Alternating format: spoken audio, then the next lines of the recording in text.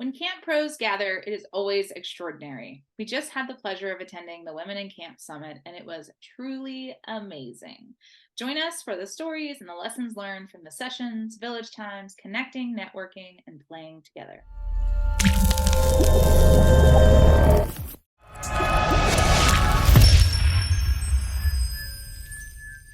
Imagine camp registration software that actually gives you more time to do what you love. With UltraCamp, you can effortlessly track attendance, manage staff, streamline registration, and more.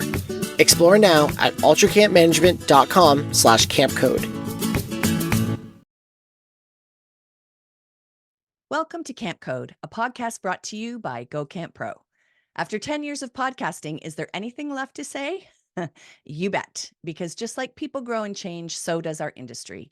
Each and every year, there are new challenges, new ways of handling situations, new advice from those doing the work, and new ideas to share. Our commitment to intentional leadership training has only grown stronger. Join us for season 11 of Camp Code as we once again do all that we can to help you develop your best ever leadership training. And before we dive in, of course, we're going to take a moment to introduce ourselves. So, Ruby, could we start with you, please? I am Ruby Compton. My pronouns are she, her. I'm the Chief Exploration Officer for Ruby Outdoors, which is a fancy way to say that I'm self-employed. I am based out of Western North Carolina in the heart of the Blue Ridge Mountains, and I run training and support for camps and outdoor programs. Thank you. And Gabrielle. Well, my name is Gabs, and I'm one of the camp directors at Camp Waro. Camp Waro is an all-girls camp in the Laurentian Mountains, and we try to create a positive environment for women and gender minorities. And my pronouns are she, her. Thanks, Gabs. And I am Beth Allison. I'm co-owner of Camp Hacker and Go Camp Pro. My pronouns are she, her, and I am a consultant and trainer who gets more passionate about leadership training every single year. And today we are going to talk about something very near and dear to our hearts, an event that we just experienced together only last week. Feels like it was months ago at this point, but it was only last week. And for the first time in 4 years, the three of us were together in the same space. So that was really wonderful. So we're going to talk about some of the lessons that we learned at the Women in Camp Summit that was held just outside Chicago and was attended by the most amazing group of camp professionals. So, Ruby, let's start with you. What did you learn at the summit? I was somehow weirdly surprised at how much people are nervous about having one-on-one conversations and sparking small talk and networking with new to them people or in-person people. We did an exercise during our opening where folks got to share things that they wanted to grow or work on, or some sort of focal point for them for the conference, especially something that made them a little uncomfortable or they wanted to work on. And I was shocked at the number of people that said, like, having a conversation with a stranger or having a one-on-one conversation or learning how to network and doing it by myself. So it was eye-opening to me. And then you think about, when meetings and even like work relationships have been and peer relationships have been on Zoom. You can just mute if you want to disengage, you just turn off your camera. And when you're in person, like, you can't just turn off your camera. It doesn't work that way. And helping people be back in that space and remember what it's like. And it was also kind of a funny situation. I'm gonna talk about this later on too, of like, this is a group of people that hasn't been together in 4 years, but it doesn't mean some of these people haven't seen each other. So, because I've been going to conferences for a year now, and so I've seen some of these folks out and about in the last year and a half or so. But this community of people have not been together. And that just leads to some interesting moments of still needing to process the pandemic. But just how surprised I was that people were nervous about having the one-on-one conversations, and yet I didn't perceive people being super socially awkward. Like, there were almost zero. I can't actually think of any conversations I had where I was like, man, this person clearly hasn't talked to people in 4 years. But yeah, just knowing that anxiety is there and that nervousness is there, I think is an interesting insight for us to remember going forward. Yes, absolutely. And Ruby and I know these for a fact because we glued all these hundreds of petals onto a giant sunflower. So we did read them all. And there were quite a few of that exact one. Thanks, Ruby. All right, Gab, what about you? What's something you learned at the summit? Going off of what Ruby's saying with awkwardness, I think that something that I know, but it just reinforced it, is was the attention to potential awkward points in the summit. Um, Particularly at the very beginning, when you're meeting people for the first time or seeing old friends. We're in a new hotel. Mm, Nobody from our organization had been there before, and there was a lot of little added touches that were put in by the front loading team to you can't completely alleviate, I think, awkwardness, but you can show people that we're thinking of you and we care for you, and how important these little added pieces um, create it an okay opportunity to be yourself, an okay opportunity to connect with other people, such as, so there's, a puzzle table, there was a zone to connect with either yourself or charging your devices. There was a buddy bench. There was people that were welcoming you as you came, to register and say like, hey, where do you want to go next? Here are these other places. You can also sign up for mentor chats. I think I think that for me, it was a lot of it was paying attention to how will people experience the first 3 hours of the summit, and how can we almost lean into the awkwardness so it can guide us on what do we want to do about it, and role model what we can do. And I think it really helped with kicking the summit off in a positive way. And I can say that as somebody that wasn't part of the front loading team, and I was sort of experiencing it from the outside, but I could just see how welcomed people felt, and how they had something to actually do once they're registered. great. Thanks, Gab. I'm glad you felt welcomed. I think I would like to touch on a little bit more of that and go into depth on the importance of setting that tone for the time together. And I want to backtrack a bit because we spent a great deal of time front loading the summit with our participants, both on social media through visuals and contests and videos and audio things and surveys and sending emails. And we sent out personalized emails to each individual. Took a little bit of extra time, but it was totally worth it. We got a lot of really positive feedback about that. We also sent out an email a week before with all kinds of information, from like what to bring, where we would meet, who would be there to greet them, how to stay healthy while you're in this situation, a few exciting tidbits about what to expect, and a phone number to call if folks ran into trouble while traveling, which was I was on the front load committee, but that was not my idea. It was the idea of a young director named Robin, and it was awesome. I thought it was really, really smart. And we did it all on Canva, so it looked fun, creative, and inviting. Well, at least as fun and creative and inviting as I can do, not being Gabrielle and her amazing graphic designer. But we also sent an email out the day before it all began, sharing our excitement at seeing everybody, and once again, enforcing our why and the reason behind why we were gathering. And as you've already heard, it was the first person summit in 4 years, and it was approximately a 50-50 split of returnees and new people. So think about this with camp staff. That often happens. But the atmosphere was really one of excitement and anticipation right from the moment that people arrived. And the other very intentional detail that made such a difference was our opening time together. And the very first thing that we did was to gather in villages.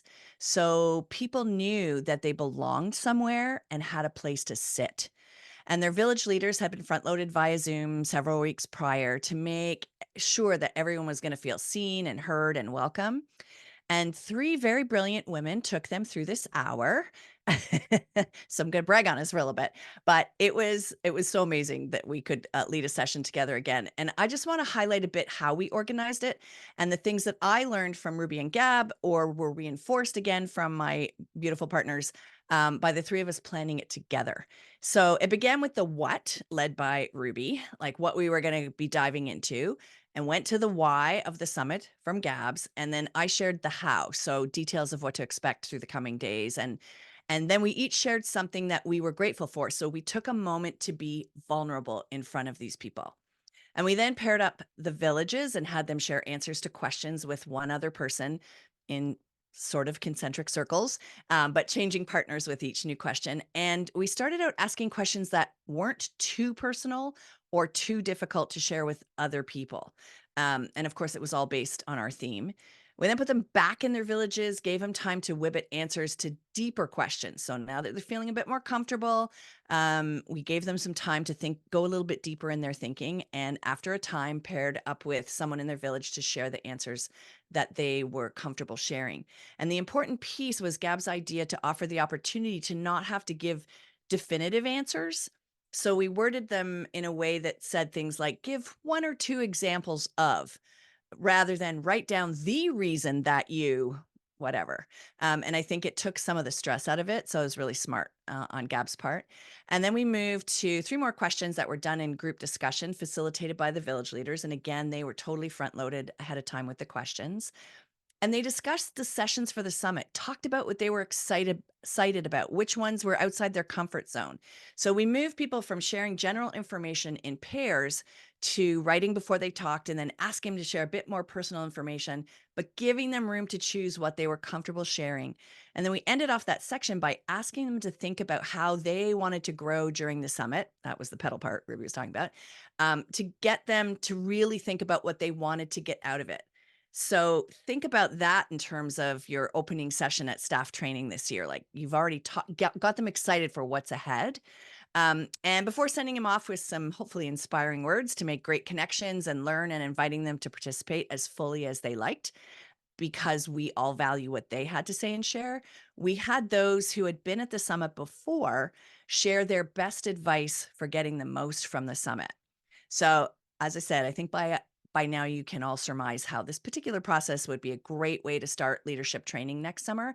So think of all the ways you can prepare people before they arrive and as soon as they arrive to feel welcome and valued and a part of something important, and to take them on a journey that feels comfortable with just that little bit of uncomfortable as you move forward, but in as safe a way as possible.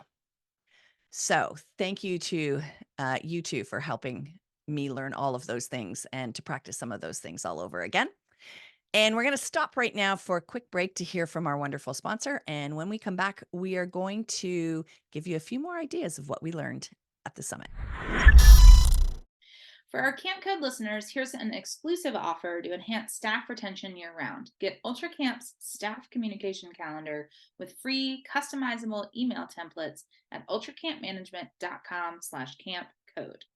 Remember what drew you to the camp experience? Ultra Camp knows it wasn't for the spreadsheets and paperwork. That's why they've created an all-in-one platform to streamline your program management. You can say goodbye to the hassle of learning and managing multiple platforms to run your camp. With Ultra Camp, you can effortlessly register and manage campers, generate and direct communication, organize schedules and activities, process payments, and donations. And Ultra Camp's goal is to help their clients spend less time in the office and more time doing what they love. Want to know if Ultra Camp is the right fit for you? They offer free customized demo sessions so you can see their software in action. You can sign up at ultracampmanagement.com/campcode. And we are back. Ruby, what else did you learn at the summit? One of my big learnings, maybe like the regret that I have from the summit, is, as often happens with the summit, something I didn't know that we needed until we were on the tail end. So we were fortunate that a lot of the volunteers who really put in all the legwork to make this summit happen, and then me, I got to tag along on this. We went out to dinner after the summit was over, and I was sitting with a couple women and we were chatting. And again, these are folks that actually I had seen, one of them at ACA National a couple years ago, another person that I hadn't spent a ton of time with, but these are folks that I already had established friendships and relationships with, even folks that I had been on Zoom calls with, had potentially been to the summits that were online. So these were not new friends to me. And these are people that I feel pretty comfortable with. And at some point, our conversation turned to like 2020. That's rough. And I found out about some big stuff that happened in people's lives in that time, and stuff I didn't know. And these are people that, like, again, I felt like I've kept in pretty good contact with over the pandemic. I felt like we were just picking up where we left off. But I almost wish that there had been time for us to do the thing that, if you're a millennial, you did with 9/11. Like, anytime you were building a friendship, you'd have this moment where you'd go, so tell me about where you were on 9/11. Like, it was Mm, kind of this foundation that goes into building friendships with new people, because it's this moment in history that we experienced. And like Mm-hmm. JFK for my parents when he right. was assassinated, like, it is a notable moment that we share a common experience around, but it is a little different for everyone. And so, again, because this group hadn't gathered in 4 years specifically, even though some of us had seen each other, whatnot, I think that there was a missed opportunity there for folks to just have some time to go, like, yeah, this is what I did during 2020. Like, I worked in a restaurant, but I was hearing about people whose relationships had ended, and people who had really had to reprioritize their life or shift their work so that they could do childcare and online schooling. And those are big things. And so I think that that's something to keep in mind as you're going forward in the next few years, that it's still going to be important to take that time for folks to have a chance to tell their story. And it's not necessary that you have to be like, okay, we're all going to talk about COVID now. But I think having some mindfulness around the idea that we all have stories from that time frame in our life. Some people may want to visit them, some people may not. But I do think that we are missing a piece of the story if we don't provide opportunities and encourage that sharing in some way, shape, or form. Yeah, I really agree with that. I think it's one Mm-hmm. of those things that has hurt us as people, that governments kind of went, okay, and now it's over, and we go back to normal, and we just Mm-hmm. skipped over processing any of that kind of stuff. So thank you Yeah. for that, Ruby. Gab, what about you? Um, I was chatting with Gwen about Gwen Powell, who also won the Dare to Lead award at Wix. Beautiful speech, very inspiring and funny. Um, One of the best acceptance speeches I've ever heard. I honestly, yes. And I'm like, that's why you won the award. You're good. That's right. um and she was explaining what Wix meant to her. And she said, it's kind of part um activism meets self-care meets professional development. And I was just like, I love that description. And um I just want to talk about the car ride home. So I took my staff and we did like a little road trip, so broke it up into 2 days there, 2 days back. But it was really very much a team building experience for us, and a nice way to just get out.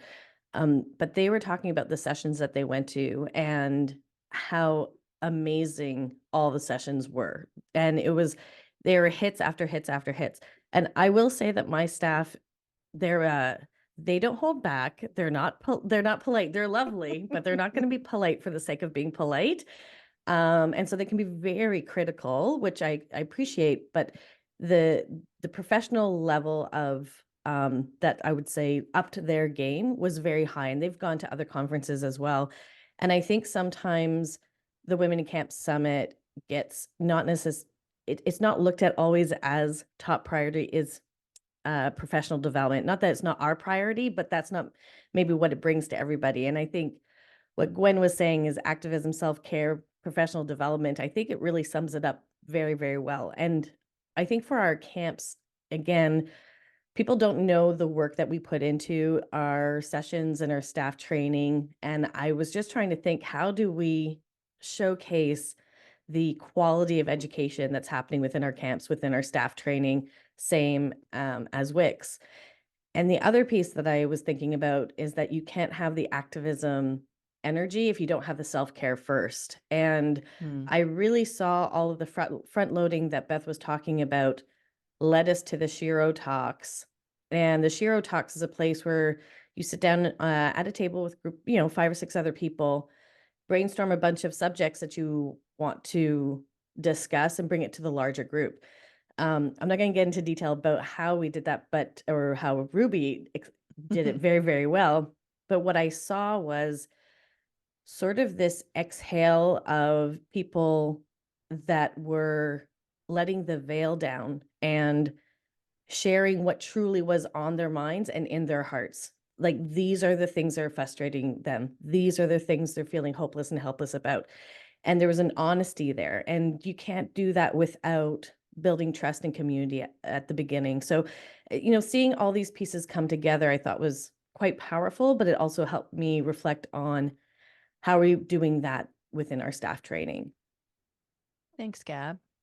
I would like to give a shout out to Carrie Lawson, Camp South. And on the second day of the summit, Carrie led a great village activity that I got a lot out of, and I think would be an excellent activity to do at training. So she began with a personal story, which was really brave. And as a leader, it showed vulnerability. And I think that piece cannot be undersold. Like, that's such an important part as a director, as a program director, when you're leading staff, to show that you too are vulnerable. And then she gave us some handouts to do some work on our own, and then to have a group discussion, again, headed by those village leaders who were prepared ahead of time. And I found it a fascinating exercise for myself, especially after 3.5 years of things being different, especially in 20 and 21.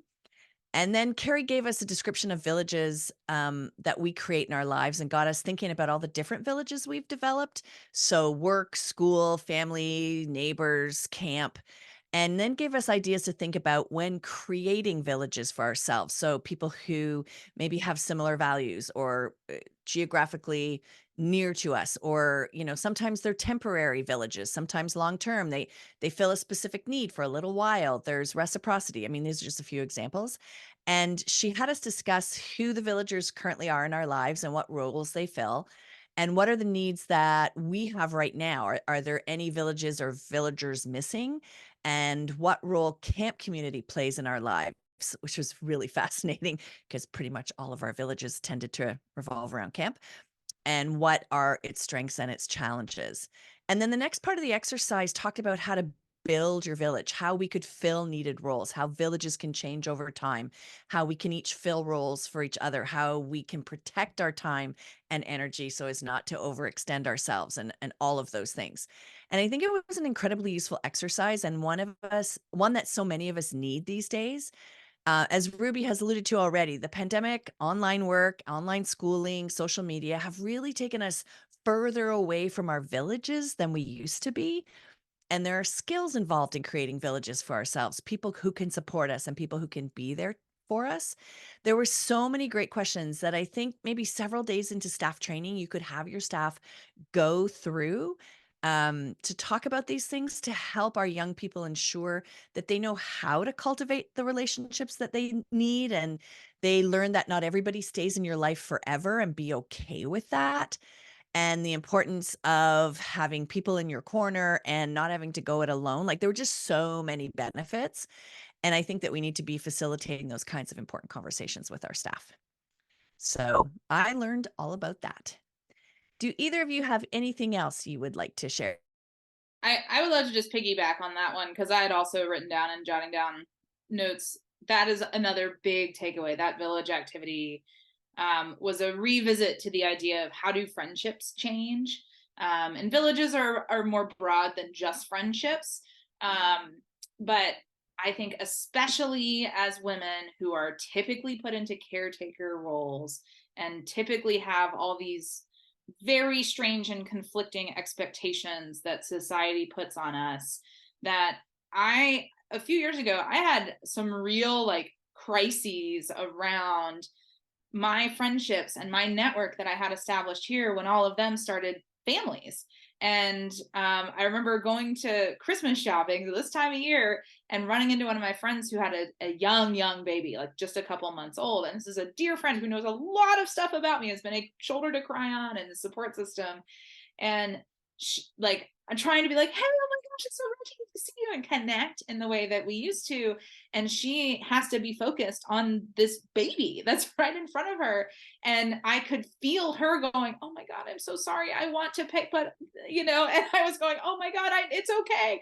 And that was actually a really important moment that helped me grow through that and like take the next step of like, it's okay, those friendships are still there. It may be 5 years before we're talking the same way that we were, but I can always call these people. They will drop everything and come help me, or they will get their partner Mhm. or their child who can drive. Like I've had all of the above happen. And so I think it is particularly important for women to take that time to talk about how do friendships change and evolve over the course of your life, and how there may be different paths. And that for me, it's just as important to have the entrepreneur village and the business owner village Mm-hmm. as there is the stay-at-home mom village, who are also incredible and not necessarily mutually exclusive. Like there may be overlap there as well. I just don't think we talk about that enough. And so then you just find yourself kind of navigating that in a weird place.